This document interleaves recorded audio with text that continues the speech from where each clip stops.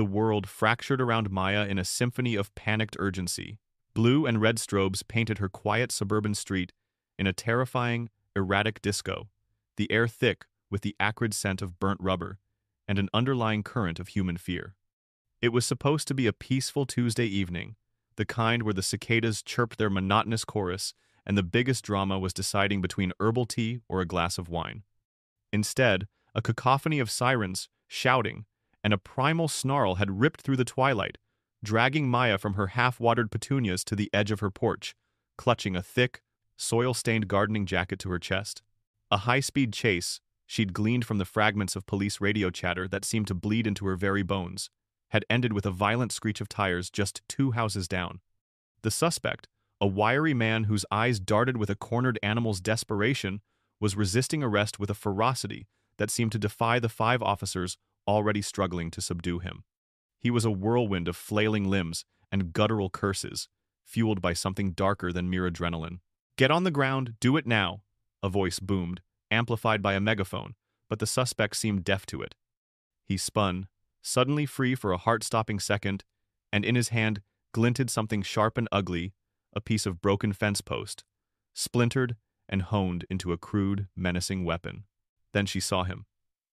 Rex, a magnificent Belgian Malinois, all taut muscle and focused intensity, held on a short leash by Officer Evans.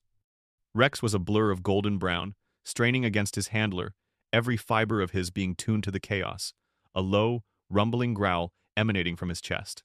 Evans, a man whose uniform seemed pressed into his very soul, was yelling commands, trying to maneuver the dog to a strategic position, but the suspect, wild-eyed and unpredictable, moved with a sudden, horrifying clarity of purpose.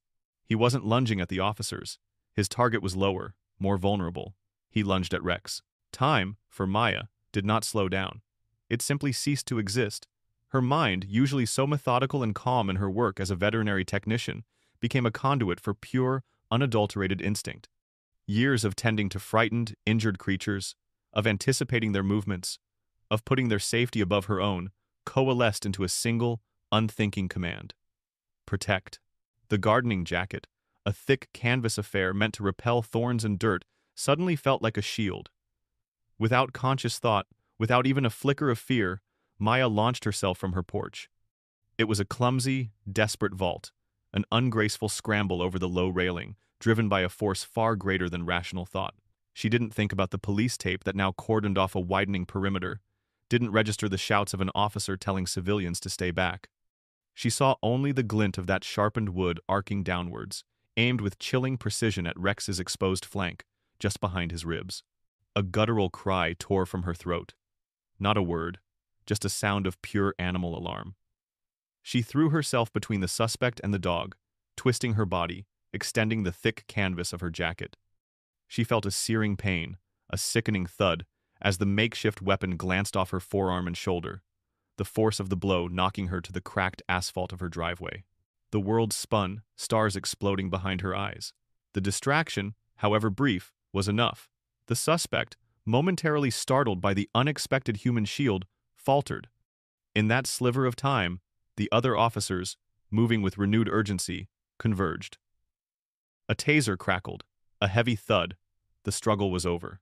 Silence, stark and absolute, descended for a breathtaking moment, broken only by the ragged gasps of the officers and the distant, fading wail of a siren. Maya lay on the ground, a hot throb blooming in her arm and shoulder.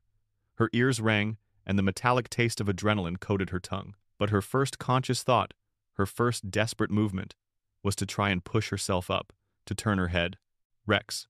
He was there, a solid, warm weight against her side. He wasn't barking wildly anymore, but a low whine vibrated through his chest as he nudged her face with his wet nose. He was unharmed. Not a scratch. A wave of profound relief, so potent it almost brought tears to her eyes, washed over her. She reached out a trembling hand, stroking his head, feeling the soft fur, the strong bones beneath. "Good boy," she whispered, her voice hoarse, a slight tremor in her hands. "You're okay, boy, you're okay." The paramedics arrived, their red and white vehicle a stark contrast to the blue and white of the police cars. Their movements were efficient, their faces trained to be neutral, but a flicker of surprise crossed the young male paramedic's face as he knelt beside her. "Ma'am, are you all right?" he asked, his voice calm amidst the remaining chaos. I think so, Maya said, trying to sit up, wincing as her shoulder protested. Is the dog okay? Before the paramedic could answer, a shadow fell over them. Officer Evans. He was still reeling from the sudden end to the chase, his face flushed with a mixture of anger and residual adrenaline. His eyes, dark and sharp, weren't fixed on the subdued suspect, nor on the officers securing the scene. They were fixed on Maya, burning with an accusation she couldn't yet comprehend. What in God's name did you think you were doing? Evans snarled, his voice tight with barely contained fury. He moved quickly, roughly pulling Rex back by his leash, away from Maya. The dog whined, looking back at her with confused eyes, but Evans didn't care. You interfered with an active police operation? You contaminated a crime scene? You put my partner and yourself in more danger. Maya stared up at him, her relief morphing into a cold knot of bewilderment. Her arm throbbed, her head ached, and the raw sting of ingratitude felt like another wound. She had just saved his dog, his partner, from what could have been a fatal blow, and this was his response? I was protecting him, she stammered, pointing a shaky finger at Rex, who was now being held firmly by Evans, his body language tense and coiled. You were meddling, Evans spat, his eyes narrowed to angry slits. I had the situation under control. My dog is trained. He knows how to handle himself. You were a liability, a civilian with no training, no business getting involved. The paramedic cleared his throat awkwardly. Officer, she's injured. We need to assess her. Evans barely spared him a glance. Fine, get her out of here. And don't let her touch my dog again. He turned his back on Maya, his posture radiating rigid disapproval, and walked away, pulling Rex along with him, leaving Maya to grapple with the paramedics and the crushing weight of utter disbelief. The heroic act, born of pure instinct and compassion, had, in the eyes of the dog's own handler, just become a crime. The paramedics, having finally managed to disentangle Maya from the asphalt, insisted on a thorough checkup. The young male paramedic, whose name she now knew was David, was more gentle than his partner, his expression softened by a flicker of concern. He carefully cut away the sleeve of her gardening jacket, revealing a nasty, jagged gash on her forearm, already swelling and darkening into a purplish bruise. Her shoulder, where the brunt of the impact had landed, was a landscape of tender soreness. That's going to need stitches, ma'am, David said, his voice low. And likely X-rays for that shoulder. Throughout their ministrations, Maya's gaze kept drifting to Rex. Officer Evans, however, maintained a physical barrier, keeping the K9 at a distance, as if Maya carried a contagion. Each time she tried to ask about Rex, is he really okay? Did he get any cuts? Evans would either pointedly ignore her or interject with a clipped, he's fine, worry about yourself. His coldness was a physical sensation, chilling her despite the lingering adrenaline. It was as if her act of heroism had not only been erased, but had become an active offense. Officer Davis, a younger cop with kind, hesitant eyes, approached while the paramedics were wrapping her arm. He carried a notepad and pen, his posture less rigid than Evans's, almost apologetic. Ma'am, I need to get your statement, he said, his voice soft. Can you tell me what happened from your perspective? Maya nodded, trying to focus, trying to articulate the blur of instinct. I saw the suspect with that stick. He was coming at the dog. I just reacted. I put myself in between them. She looked at her bandaged arm, then at Rex, who was now being led towards a police vehicle, his gaze still periodically flicking back to her. I just wanted to make sure Rex was safe. Davis scribbled notes, his brow furrowed. That was incredibly brave, ma'am. Not many people would do something like that. His words were a balm, a small comfort after Evans's venom. Just as a sliver of warmth began to bloom in Maya's chest, Officer Evans strode back over, his jaw clenched, his eyes still burning. He had finished securing Rex in his K9 unit vehicle. What is she saying, Davis? He demanded, his voice edged with menace. Davis visibly flinched. Just taking her statement, Officer Evans. Her statement is irrelevant, Evans snapped, turning his glare back to Maya. Her actions constituted obstruction of justice and endangered a police officer and his K9 partner. She recklessly interfered with an active police operation. I am formally recommending that she be charged. Maya gasped, a sharp, involuntary sound. Charged? For what? I saved your dog. My dog? Evans stated, his voice dripping with condescension. is trained to handle dangerous situations. You, a civilian, are not. Your untrained intervention created an unpredictable variable in a high-stakes scenario. I had the suspect contained. You escalated the risk for everyone, including yourself and my dog.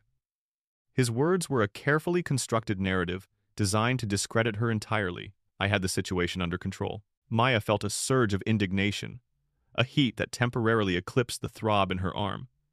You did not have it under control. He was about to stab Rex. Evans simply stared at her, his face a mask of cold disdain. That's your perception. Mine and the department's will be that you were an uncalled for and dangerous interference. Consider yourself fortunate we're even letting you go to the hospital without cuffs. The paramedic, David, interjected softly. Officer, with all due respect, she needs medical attention now. Evans finally backed off, but not before delivering a parting shot. We'll be in touch. The ambulance ride to the ER was a blur of throbbing pain and seething anger. At the hospital, the experience was equally dehumanizing. The admitting nurse was harried, her questions clipped and impersonal. Name? Age? Insurance? How did this happen? When Maya explained, haltingly, I shielded a police K-9 from an attack, the nurse merely raised an eyebrow, a flicker of something that looked suspiciously like judgment in her eyes. Right, so you got involved in a police incident. The doctor, a stern-faced man in his late 50s, was no better. He examined her arm with a professional detachment that bordered on disinterest, palpating her shoulder with clinical brusqueness. Looks like a deep laceration, possibly some torn muscle tissue in the shoulder. We'll stitch you up, keep you overnight for observation for the concussion protocol. He asked about the cause of injury. Again, Maya explained. A suspect was attacking a police dog, and I intervened. The doctor sighed, a heavy, audible sound. He didn't meet her eyes. Well, ma'am, I have to say that was rather ill-advised. While your intentions may have been good, getting involved in these situations is highly dangerous. You really should leave these things to the professionals. They're trained for it. You clearly are not. He gave her a condescending, pitying look. It's always best to stay out of things that are none of your business. Maya felt a hot flush creep up her neck. Her heroic act, her selfless impulse, was being systematically dismantled and redefined as recklessness, stupidity, and even a criminal act. Everyone she encountered, from the K-9 handler to the doctor, seemed to view her not as a hero, but as a foolish, meddling woman. She was being treated as if she were a nuisance, not someone who had just taken a physical blow for a public servant's partner. The coldness, the institutional dismissal, solidified around her, a lonely, chilling embrace. Lying in the sterile white of the hospital bed, the throbbing in her arm and shoulder was nothing compared to the gnawing ache of injustice in her gut. The next morning, Maya was discharged from the hospital, her arm heavily bandaged, her shoulder a dull, persistent throb. The mild concussion left her feeling a little foggy, her thoughts moving through treacle. The physical pain, however, was overshadowed by a far more profound ache, the sting of public dismissal and perceived injustice. Officer Evans's angry words, the doctor's condescending tone, the nurse's judgmental glance, they all echoed in her mind, a discordant chorus of disapproval. Back in the quiet solitude of her house, the memory of Rex's scared, confused eyes, and the sheer animal instinct that had compelled her to act remained vivid. She couldn't shake the image of that sharpened weapon hurtling towards him. She knew, with every fiber of her being, that she had done the right thing, and she couldn't stand the thought of Evans's dismissive narrative taking root. Her primary concern was still Rex. Despite Evans's reassurances, the image of the suspect's weapon flashing close to the dog's body haunted her. As a vet tech, she understood the silent language of animals, and she had seen a spark of genuine fear in Rex's eyes just before she intervened. Hesitantly, Maya picked up her phone. She wasn't calling to complain about Evans. Not yet. She just wanted to check on the dog. A simple confirmation that he was truly unharmed. It seemed a small, reasonable request. She found the number for the precinct online and dialed. After several transfers and a dizzying automated menu, she was finally connected to a human. Police department, a bored female voice answered. Hi, Maya began, trying to keep her voice steady. I was involved in an incident last night on Elm Street. I just wanted to inquire about the K-9 unit dog Rex. Is he doing okay? A pause, heavy and drawn out. And who is this? My name is Maya Sharma. I was the civilian who was injured shielding the dog. Another, longer pause. Then, The voice changed, becoming colder, more official. Please hold. After several minutes of elevator music, a new voice came on the line, deeper, gruffer, laced with an air of authority that brooked no argument. This is Sergeant Miller. I understand you're inquiring about our K9 unit. Yes, Sergeant, Maya said, trying to infuse her voice with polite earnestness. I just wanted to make sure Rex, the Belgian Malinois, is all right. He seemed a little shaken up. Sergeant Miller's sigh was audible, heavy with thinly veiled impatience. Miss Sharma, civilian inquiries about K9 units are not standard procedure. Furthermore, I've had a preliminary report from Officer Evans regarding last night's incident. A cold dread began to coil in Maya's stomach. And what did he say? Officer Evans reported that, while attempting to apprehend a dangerous suspect, a civilian, yourself, interfered with the operation. He states that your actions created a dangerous diversion and put both him and his K9 partner at increased risk. He had the situation under control, and your intervention was a reckless and unnecessary act. Miller's voice hardened, becoming an impenetrable wall. Rex is perfectly fine, by the way. Our K9s are highly trained animals. They do not get shaken up by suspect encounters. Your interference was just that, interference. Maya felt a tremor of fury run through her. Sergeant, that's not what happened. He was about to be seriously injured. Officer Evans was not adequately protecting him. I saw it. With all due respect, Miss Sharma. Miller's voice was now clipped and dismissive. You are not a trained K9 handler. You are not a police officer. You are not privy to the nuances of such an intense situation. Officer Evans is a decorated K9 handler. His judgment in the field is paramount. Your perception is irrelevant. Frankly, we're considering what, if any, charges to press against you for obstruction. The line clicked. He had hung up. Maya stared at her phone, her hand trembling. The rage, slow burning since yesterday, ignited into a furious blaze. Not only was her concern being dismissed, but she was being threatened with criminal charges. It was an insult to her integrity, to her actions, and to the very idea of justice. Officer Evans's cowardice in not owning his momentary lapse of control, coupled with Sergeant Miller's bureaucratic arrogance, was infuriating. They were protecting their own, no matter the cost to the truth or to the well-being of their K9 partner. She decided then and there that she wouldn't stand for it. She would not be gaslighted into believing she was a villain for doing the right thing. She wasn't just checking on Rex anymore. She was going to fight for the truth. She was going to file a formal complaint. With renewed resolve, Maya dressed carefully, choosing clothes that hid her bandages as best she could, not wanting to appear weak or seeking sympathy. The drive to the police station felt like entering enemy territory. The building was imposing, all gray concrete and tinted glass, a stark contrast to the small, welcoming animal clinic where she spent her days. At the front desk, she stated her intention clearly. I need to file a formal complaint against Officer Evans regarding an incident last night on Elm Street. The desk officer, a burly man with a tired face, looked at her with mild surprise. Against one of our own? You'd want to speak to Sergeant Miller then. He handles internal affairs for K9 units. Maya's heart sank. Miller. The man who had just dismissed her so cruelly. But there was no turning back now. She was led to a sterile, sparsely furnished interview room. After a 10-minute wait, Sergeant Miller walked in, his expression already one of bored irritation.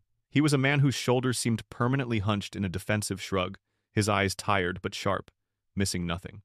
He sat opposite her, placing a pen and a blank pad of paper on the table between them, a gesture that felt less like preparation and more like a prop in a performance.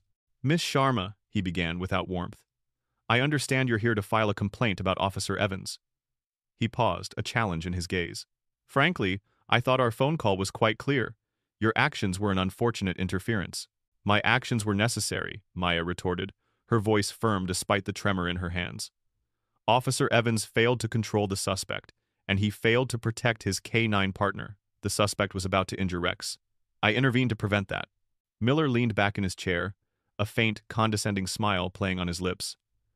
Let's be clear, Miss Sharma. You are a vet tech, correct? Yes. So, you're not a trained police officer. You haven't undergone the rigorous training required for K9 handlers. You don't understand police protocols, de-escalation tactics, or how to handle a combative suspect. He punctuated each point with a small, dismissive nod. Yet, you believe you knew better than a decorated K9 handler in a high-stress situation? You thought you had a clearer perspective from your porch than an officer who was actively engaged with the suspect? I saw what was happening, Maya insisted, feeling a frustrated flush creep up her neck. He was going to stab the dog. Officer Evans was focused on the suspect, but not on Rex's immediate danger. Officer Evans was focused on securing a dangerous felon, Miller corrected, his voice sharp. Which is his primary duty. His K9 is trained to assist in that. Your intervention was a completely unknown variable.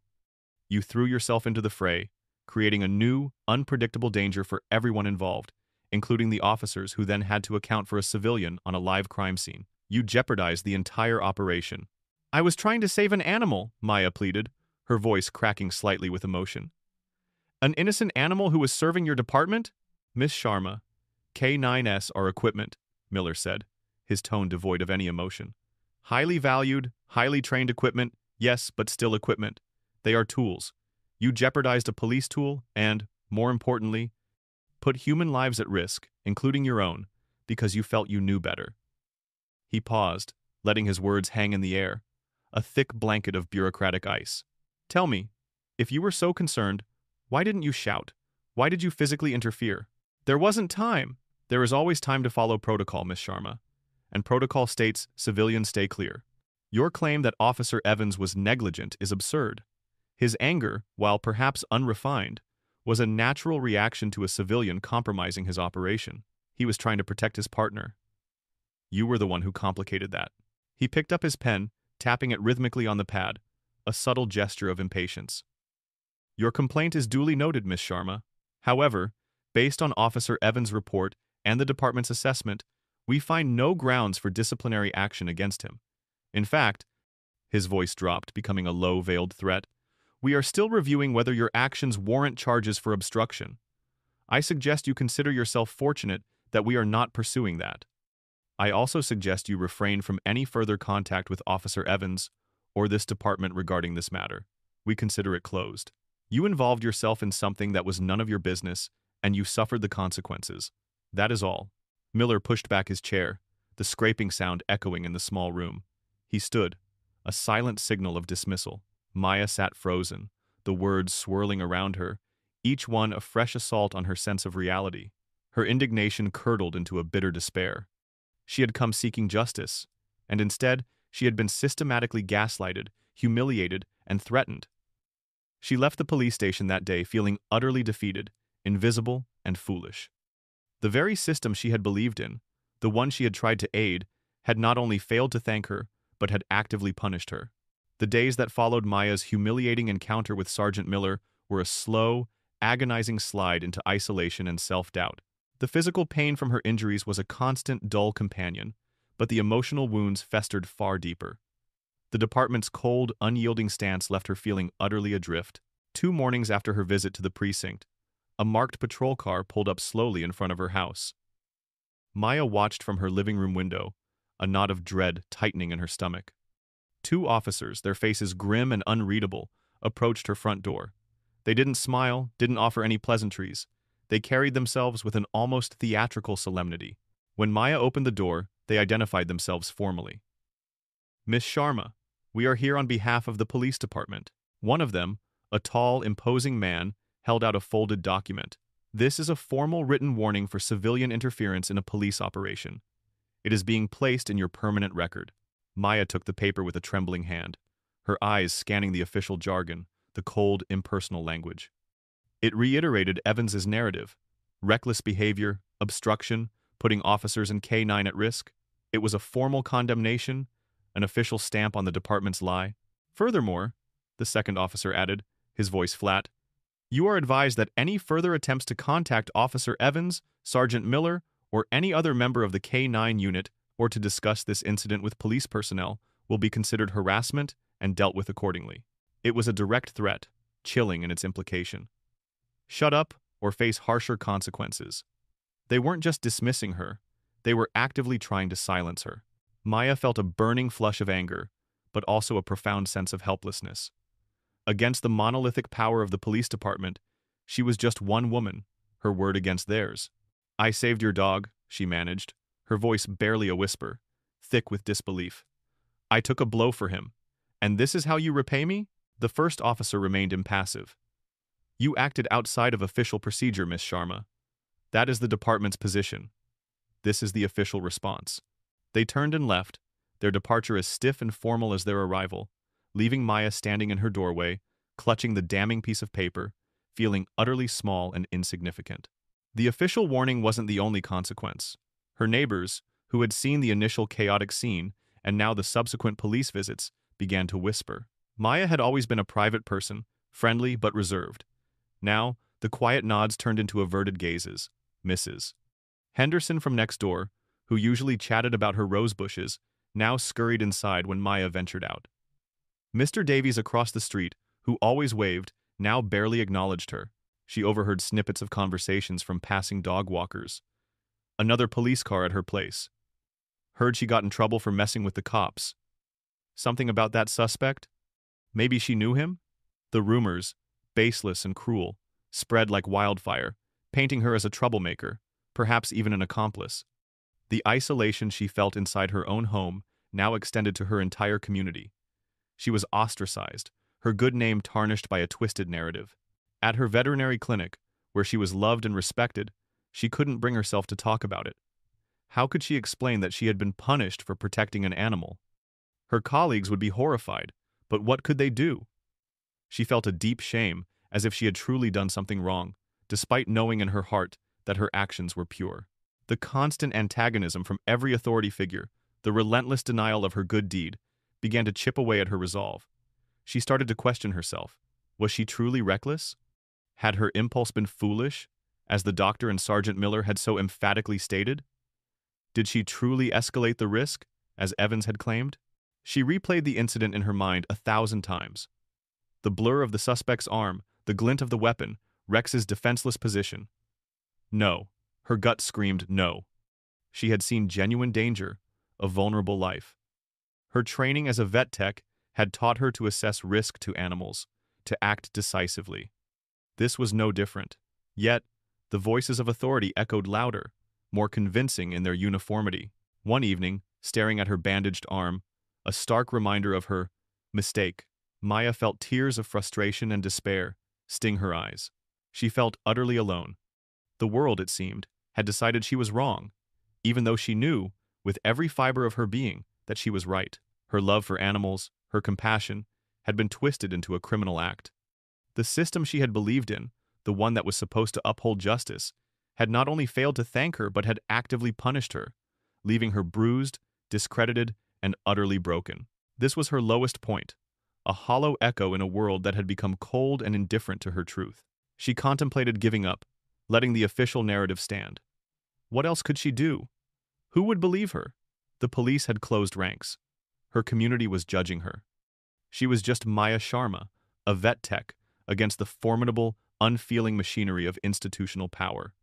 The fight seemed hopeless. The rage that had fueled her earlier now flickered, threatening to extinguish completely, leaving behind only the cold ash of resignation. What Maya didn't know, wrapped in her shroud of despair and isolation, was that her act of pure, selfless bravery had not been entirely lost in the bureaucratic labyrinth. Despite Sergeant Miller's ironclad dismissals and Officer Evans's self-serving narrative, a ripple of truth had begun to spread, silently and effectively, through the tight-knit world of the K-9 unit. The key to this unseen network was Officer Davis, the younger, more empathetic cop who had taken Maya's initial statement. He had been present for the immediate aftermath, had witnessed Evans's unprofessional outburst, and had heard Maya's genuine concern for Rex. Davis was new enough to the force to still possess a keen sense of right and wrong, and he was deeply troubled by the official stance. More importantly, Davis's body cam footage told a different story than Evans's carefully constructed report. The small, discreet camera, clipped to his uniform, had captured the crucial moments with stark, undeniable clarity. It showed the suspect's desperate lunge, the glint of the makeshift weapon, and Maya's instantaneous, selfless dive to protect Rex. It also showed Evans's delayed reaction, his initial struggle to regain control, and his subsequent, disproportionate anger directed at Maya. The footage didn't lie. It didn't have a narrative agenda. It simply recorded. Davis knew, however, that going to Sergeant Miller with the footage would be a fruitless exercise. Miller had already made his position clear, more interested in protecting the department's image and his own officers than in uncovering the truth. Miller was a wall, unmovable and unyielding. But the K9 unit was different. It was a brotherhood, a unique bond forged not just between handlers and their dogs, but among the handlers themselves. Their K9s were not merely equipment, as Miller had so cynically declared. They were partners, family, extensions of themselves. The idea that a handler, Officer Evans, had failed to adequately protect his partner and then had unjustly blamed a civilian who did step in to save the dog was anathema to their code. It was a profound violation of their unspoken honor. Davis quietly approached the senior K9 handler in the unit, Officer Ramirez. Ramirez was a grizzled veteran, nearing retirement, whose face held the lines of a man who had seen too much and understood the unspoken truths that lay beneath official reports. Davis didn't say much, just asked Ramirez to take a look at something from the Elm Street incident. Ramirez watched the body cam footage in silence, his expression grim. He saw Maya's courage. He saw the genuine threat to Rex. He saw Evans's failure and his subsequent venomous reaction. His eyes narrowed. This wasn't just about a civilian interfering. This was about a handler compromising his K9, then throwing a good Samaritan under the bus. Miller's trying to bury this, isn't he? Ramirez murmured, his voice low and dangerous. Davis nodded. He threatened her with obstruction charges too, and they sent her a formal warning. Ramirez's jaw tightened. Unacceptable. The footage, shared initially between Davis and Ramirez, began to circulate discreetly among the other K9 handlers. It wasn't sent through official channels. It was passed on USB drives, shown on personal devices, during coffee breaks and after shifts. Each handler who watched it saw the same thing, a heroic act met with unforgivable injustice. They saw one of their own Evans acting with cowardice, and then being protected by a bureaucratic superior Miller who cared more about procedure than integrity. A quiet, simmering anger began to build within the K9 unit. This wasn't about public relations. This was about a fundamental breach of trust and honor within their own ranks. Maya had shown more loyalty and bravery to Rex than his own handler. She had honored the dog in a way Evans never could. The handlers discussed it in hushed tones, away from the ears of their superiors. They knew they couldn't overturn Miller's decision officially. They couldn't force Evans to apologize. But they could make their own statement. A statement that bypassed the bureaucracy completely. A statement that came from the heart of the K9 unit. A silent, powerful acknowledgement of truth and gratitude. They formulated a plan, a simple but profound gesture. It was born of a collective desire to correct an injustice, to acknowledge a heroism that had been officially denied, and to uphold the true spirit of the K9 unit, loyalty, bravery, and the unspoken bond with their animal partners. It was a declaration that some things transcended official procedure, and true honor demanded recognition. Maya, isolated in her despair, had no idea that an entire unit of men and their loyal dogs were preparing to deliver their own undeniable verdict. The morning dawned gray and unremarkable, mirroring Maya's internal landscape. Her arm ached, a constant reminder of the incident. The bruise on her shoulder had blossomed into an ugly tapestry of purples and yellows. She moved with a slow, heavy resignation, the weight of the past few days pressing down on her. Another day of averted gazes from neighbors. Another day of quiet shame and frustration. She was utterly exhausted, emotionally and physically. She made herself a cup of tea, the comforting ritual, one of the few things that still offered a semblance of normalcy. Standing at her living room window, she gazed out at her street, expecting nothing but the usual quiet suburban tableau. A delivery truck, a lone jogger, perhaps Mrs. Henderson scurrying past with her dog, carefully avoiding eye contact. But then, a flicker of movement caught her eye down the street. A dark blue SUV, unmistakable in its official sheen, was turning the corner. It wasn't an ambulance, nor a standard patrol car.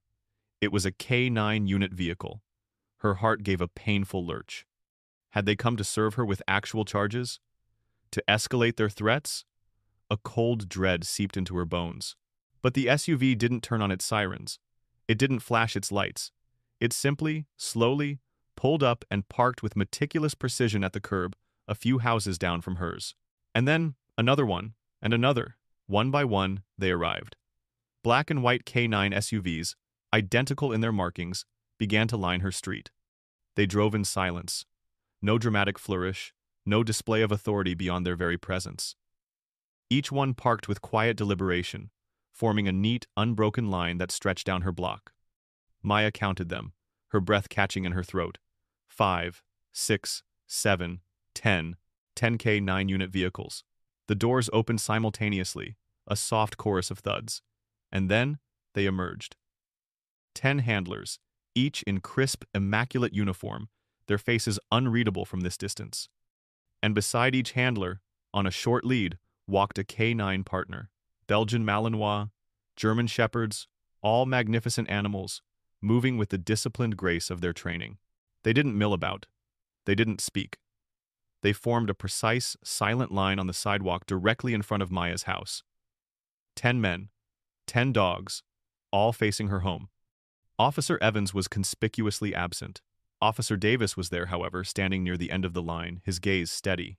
Maya stood frozen at her window, tea forgotten, a strange mixture of terror and utter confusion washing over her. This wasn't an arrest. This wasn't a threat. This was something else entirely. Something monumental. Hesitantly, she moved towards her front door. Her heart hammered against her ribs, a frantic drumbeat. Every instinct screamed caution, but a deeper, more profound curiosity pulled her forward.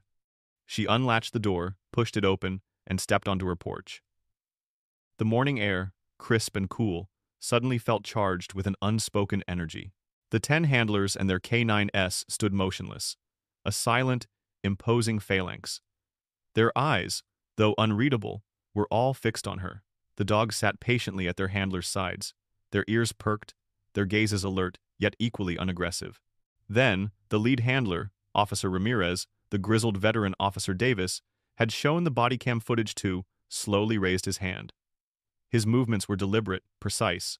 He brought his right hand to his brow, his fingers snapping to attention in a perfect, formal salute. And he held it. His gaze met Maya's, unwavering. In his eyes, she saw none of the condescension of the doctor, none of the cold dismissal of Sergeant Miller, none of the furious accusation of Officer Evans. She saw respect, she saw gratitude, she saw a silent acknowledgement of her truth. One by one, in a ripple that spread down the line, every other handler followed suit. 10 hands rose in unison, 10 crisp salutes, held in absolute silence. The only sounds were the distant chirping of birds and the soft rustle of leaves in the breeze. The dogs remained seated, perfectly still, their posture mirroring the silent discipline of their human partners. No words were spoken. None were needed. In that profound, silent moment, Maya understood. This was their answer to Sergeant Miller's closed file. This was their repudiation of Officer Evans's lies. This was the K9 unit's own form of justice, delivered outside the corrupt channels of their superiors. A public, undeniable display of respect from those who truly understood the bond between human and animal, and the meaning of bravery. A single tear, hot and unexpected, traced a path down Maya's cheek. It wasn't a tear of despair, but of profound, overwhelming relief. Her truth, her act of selfless compassion had been seen. It had been acknowledged. She wasn't invisible. She wasn't wrong. She wasn't alone. The rage that had gnawed at her, the isolation that had consumed her, began to recede, replaced by a deep, resonant calm. She raised her own hand, a trembling, bandaged hand, and brought it to her heart, giving a slow, grateful nod back to the silent, saluting men and their magnificent, loyal partners. It was her thank you, her acceptance, her understanding. In that solemn, beautiful morning, surrounded by the silent salute of an entire K9 unit, Maya found her vindication, a powerful testament to an act of pure compassion that had, against all odds, transcended rules, regulations, and the cold indifference of bureaucracy, proving that true honor, like true bravery, always finds a way to be seen.